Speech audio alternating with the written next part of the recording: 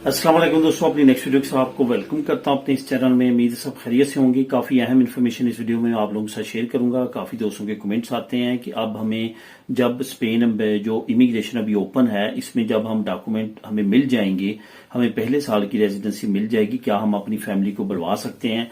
कुछ दोस्तों के ये कमेंट्स आए कि क्या हम इस पे बिजनेस कर सकते हैं, अगर नहीं कर सकते तो कब कर सकते हैं, अगर फैमिली नहीं बुलवा सकते तो कब बुलवा सकते हैं। इसी तरह से कुछ दोस्तों के कमेंट्स आए हैं कि क्या हम अपना घर खरीद सकते हैं, उसके बारे में क्या है। खास तौर पे उनके ख्याल में 100% की जो रेशो है वो, क्योंकि वो उस कैटेगरी में फॉल करते हैं, यानी कि 18 से 35 या 30 के दरमियान उनकी एज है, तो क्या वो भी इस प्रोग्राम के तहत फायदा उठा सकते हैं या नहीं उठा सकते। तो इस पे भी कुछ दोस्तों के कमेंट आए हैं, तो इस पे बात करेंगे इस वीडियो में। वीडियो को कंप्लीट देखिएगा, इसमें तमाम इन्फॉर्मेशन जो आपके क्वेश्चंस हैं उनको कवर करूंगा।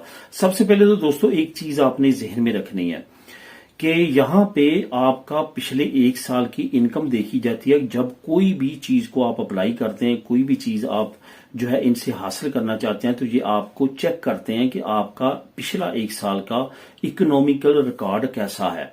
क्योंकि यहाँ पे जो आपने रहना है, यहाँ पे आपने एक्सपेंस करने हैं, क्या वो आपकी तमाम जो जरूरियात जिंदगी है उसको पूरा करने के लिए आपकी इतनी इनकम भी है कि वो उन एक्सपेंसेस को आप जो है वो पे कर सकें।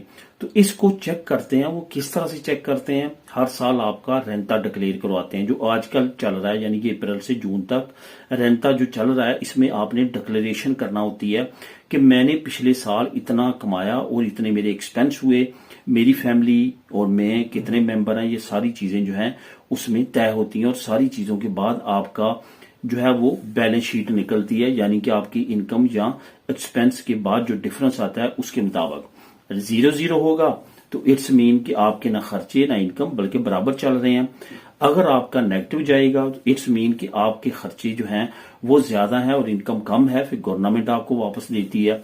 और अगर पॉजिटिव जाएगा तो इट्स मीन कि आपको प्रॉफिट हो रहा है, आपकी बचत हो रही है, तो उस पर फिर 21% गवर्नमेंट आपसे लेती है। तो ये रूल है, रेगुलेशन है, जिसके मुताबिक ये चलते हैं। अब आपके क्वेश्चंस की तरफ आऊंगा। ये सारी बात करने का मकसद ये है कि आप सही तौर पर अंडरस्टैंड कर सकें। अब अगर आपने अपनी फैमिली बुलवानी है तो उसकी रिस्पॉन्सिबिलिटी, उनके एक्सपेंस की तमाम की किसके साथ है? आपके साथ है। तो वो उन्होंने आपका एक साल का पिछला इकोनॉमिकल रिकॉर्ड देखना है कि आप इस काबिल हैं कि अपनी फैमिली को बुला सकें और उनके खर्चे बर्दाश्त कर सकें। तो इट्स मीन कि आपने एक साल यहाँ पे रहना है, काम करना है लीगली, उसके बाद आप अपनी फैमिली को बुलवा सकते हैं।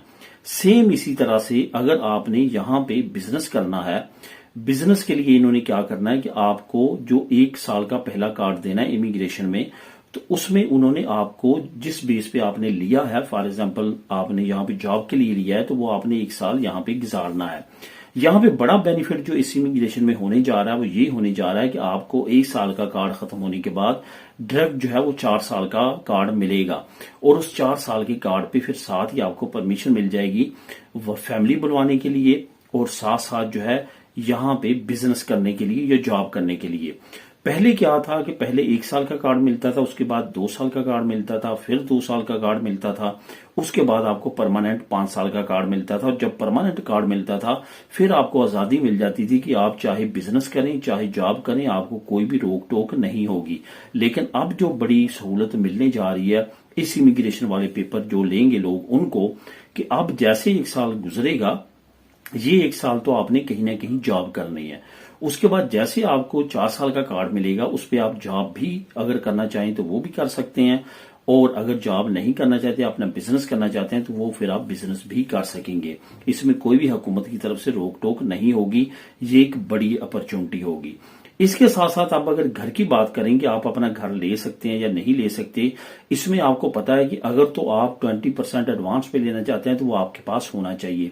उसके बाद आपका वीजा लिबरल, यानी कि आपका आपने कितने साल जो है आपका वीजा लिबरल चला है, कितने साल से आप यहाँ पे लीगल हैं, कितना आपका टैक्स गया है, क्या आपने साल में सिर्फ ऐसा तो नहीं कि 2 महीने काम किया बाकी 10 महीने आप फारग रहे।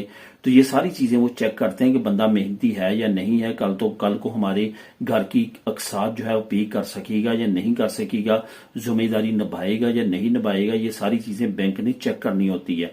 जहां तक बात है 100% की, 100% भी आपको मिल सकता है, उसमें वो ज्यादा स्ट्रिक्टली आपको चेक करेंगे کیونکہ 100% اگر آپ کوئی قرضہ دیتا ہے بینک تو اس پہ زیادہ ذمہ داری آ جاتی ہے کہ اگر خدا نخواستہ آپ پے نہ کر سکے تو تمام کی تمام اماؤنٹ ان کی پلج ہو جائے گی، باؤنڈ ہو جائے گی، تو اس وجہ سے وہ زیادہ آپ کو سختی کے ساتھ چیک کریں گے۔